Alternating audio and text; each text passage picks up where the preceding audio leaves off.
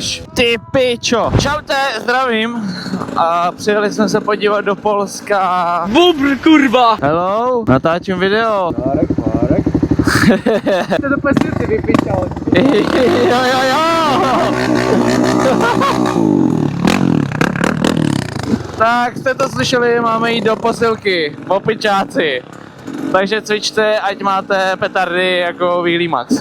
Jsme v Polsku a tady na plácku je nějaký srazík. Když jsme přijeli včera večer, bylo to docela už divoký, ale zrovna tady jeden jede. Zdar! Kam jede?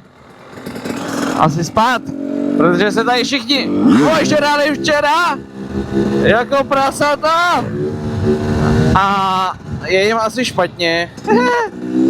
Šli jsme spát v 5 ráno, úplná paráda, takže jako pecka, no. Ale teraz já dám blanty. Já ti dám cigaretku, nebo chceš, nechceš? Já mám, mluví, že my palíme blanty. Jo, vypálíte blanty, OK, tak to je dobré ráno. Už nebude.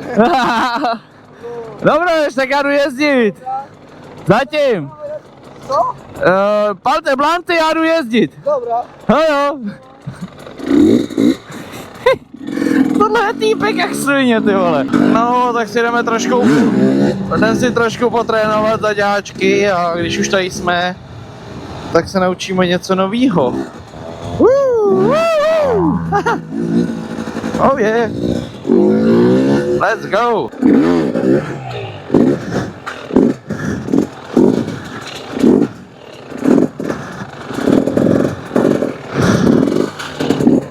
Oh yeah, tak tohle bylo docela fajn. Na začátek dobrý, hej. Ty vole, crash!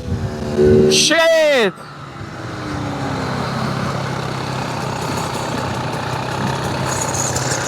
Dobrý? Jo.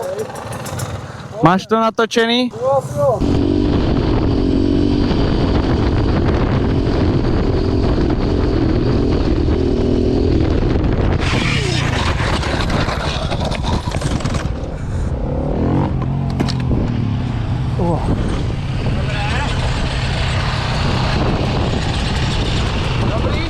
Jo. Pohodě. Ukaž ty záda. Sundej to. Ty pičo. To bych si sundal, kámo.